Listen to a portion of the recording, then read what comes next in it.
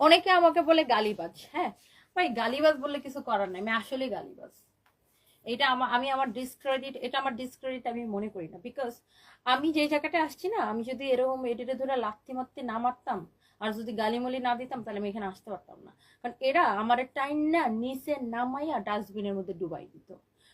বাংলাদেশের কিছু মানুষের খাচ্চত, বুঝছেন, অভ্যাস, খাচ্চত মানে অভ্যাস, স্বভাব হয়েছে এরকম খারাপের খারাপ। বিশেষ করে মেয়েরা হয়েছে মেয়েদের বেশি শত্রু।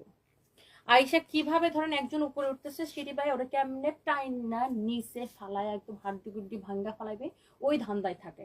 সো আমি যদি, আমার যদি এরকম সাহস না থাকতো, এইরকম মানে দুঃসাহস, আমি বলবো আমার অনেক সাহস আছে আল্লাহর রহমতে, এরকম সাহস না থাকতো আর এরকম যদি মুখের উপর ধরে জুতার বাড়ি না মারতে পারতাম, তাহলে আজকে টিকতে পারতাম না আর এখানে দাঁড়ায় ব্যবসাও করতে পারতাম না।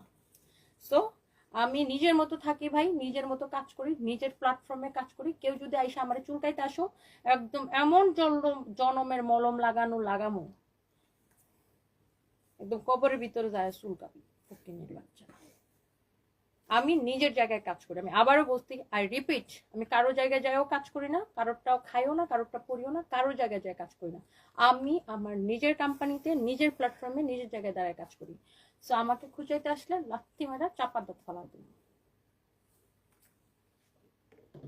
আর আমি এরকম ফাইট করে নিজের জায়গাটা তৈরি করছি। যারা আমাকে ভদ্র ভদ্র হইতে বলেন, আমি ভদ্র, আমি অনেক হাম্বল একটা মানুষ বাস্তব জীবনে, প্র্যাকটিক্যাল লাইফে। যে আমার সাথে ভদ্র, তার সাথে অনেক ভদ্র।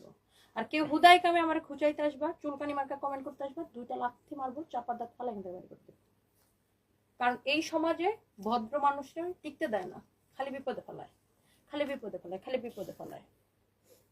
সো যে যেরকম তারা আমি এরকম ট্রিটমেন্ট দিতে পারি ভালো। আর বিশেষ করে মেয়েদেরকে, ও মাই গড, একটা মেয়ে যদি কাজ করে, একটা মেয়ে যদি স্টাবলিশড হইতে চায় এই সমাজে, 500 রকমের বাধা আসবে। আপনি চিন্তাই করতে পারবেন না এরকম কথা আপনার উপর তুলে দিবে। এই যে দেখেন আমার উপর রিসেন্ট কি কথা তুলে দিছে, আমি আমার 2 সন্তানরা নাকি 2 চোখে দেখি। তাহলে বলেন এখন এদেরকে কি, এই যে যারা এই কমেন্ট গুলো করে যে আমি আমার 2 সন্তানকে 2 চোখে দেখি, এদেরকে কি আমার চুমায়া চুমায়া কমেন্ট করলে হবে, উত্তর দিলে হবে? এরা কি বুঝবে? মার পড়ে না মাসির চটক মারে, ওই যে পাশের বাসার আন্টিদের মতো যারা কমেন্ট করে যে আমার 2 সন্তানকে আমি 2 চোখে দেখি, তাহলে এই চুর্নি গুলারে যদি মরিচের ডলা না দেয়, তাহলে কি এটি সোজা হবে? কন আমার বাচ্চা নিয়ে চিন্তা তাদের। সানবিকে কেন দুবাই নিয়ে নেই? সানবির বিজনেস ক্লাসের টিকিটটা তুমি করে পাঠাই দাও, আপুরা, বেবিরা, সোনারা, উম্মা উম্মা, পাঠাই দাও দেখি।